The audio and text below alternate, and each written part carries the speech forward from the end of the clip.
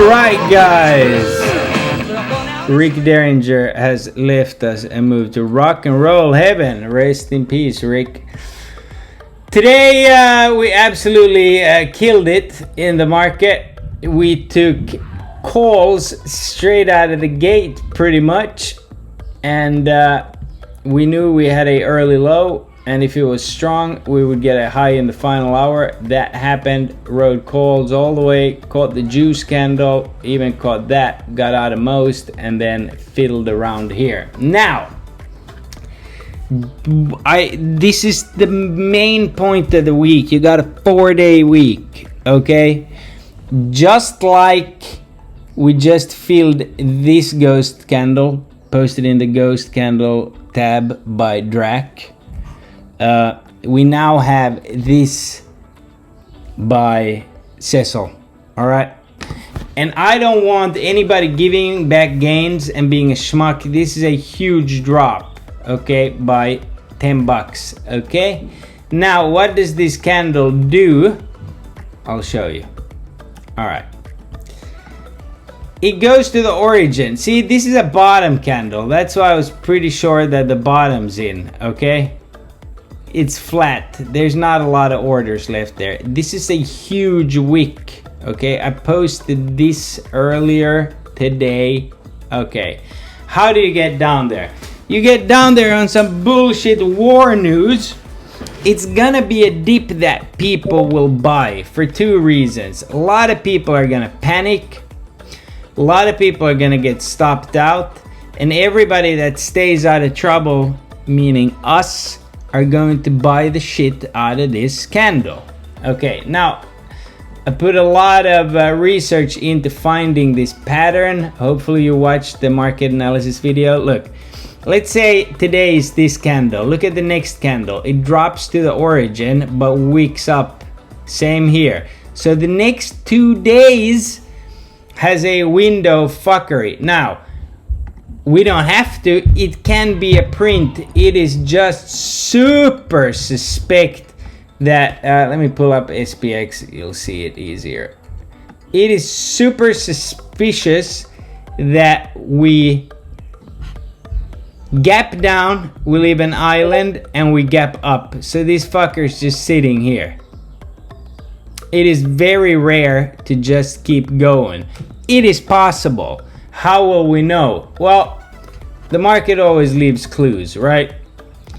You rallied for a good few 3 hours, then you went fucking nowhere, and you're starting to build a possible head and shoulders, okay, with a wall into the close, usually reverses. If we open up here, we can keep going. If we do not take out, this is a topping candle, pointed that out on, boys. This is a topping candle. If we open here, sell every goddamn swing, take some Friday 580s cheap, and don't do shit unless we get news. Because chances are, again, I said it would be trappy and wicky. It can do this until mid-June and be in an uptrend. Do you understand? Okay, like this is major here. Major fuckery. Even the Gann window doesn't know what's going on. So I just want to make my point clear to be careful. Okay, what's indicating that we're gonna go close the gap? Well, the last 2 days of last week, this trend was super bullish. It was under 1. What happened? You pulled a $15 move out of the rabbit, and it's only Tuesday, and most of the move was during a holiday, right? So this indicates there's gonna be a dip, and we have to at least plan for that to happen and sit on capital, because once that dip is filled and people, if that happens, we can also just keep going and then have a hard reject. So in my opinion, we're not making a cup here anymore. We're gonna go and backfill and do this fuckery pattern literally from the election. Where is it at? Here. something like that. It's not always identical, but I would not be surprised. We also have more volatility if we just feel it. You want to be able to go long for the full moon there. So right now I got a hedge. If tomorrow we open up under high a day, I'll even sell my Tesla. Dude, look at this today. I mean, come on, man. I've been preaching about Tesla for I don't know how long. I posted this thing many times. Unless Tesla tomorrow literally just fucking explodes, it'll probably hold while SPY looks shit, right? If it pulls 2 days, it's time to chill and reassess the plan. But as of right now, I'm holding 335s for June. I sold the 4 Hondos. I sold the 370s. There can be bad news at any time. You know the roadblocks? Okay.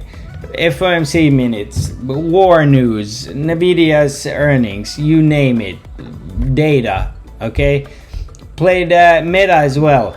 A lot of these Maggie 7 names don't really, they move a little different than the market too. So if SPY sells, Meta might get away with just coming down to where we set these alerts, right? To like 630. I'll buy next week in the money. Easy. That's an easy 100% if the pattern plays out. So again, Meta might play SMCI, but I don't know if I need that in my life right now. There was a lot of random names really strong today. UPST pulled a really nice move. I'll buy this on any backtest if I get entry. Not a bad idea after the horse shit that this stock has produced to have a little exposure. Tesla, look, you gotta be in it to catch the moves. All of you know that. I was even in freaking Apple here today, but then again, it stalled out. So what did Apple do? Well, it went to close that gap, right?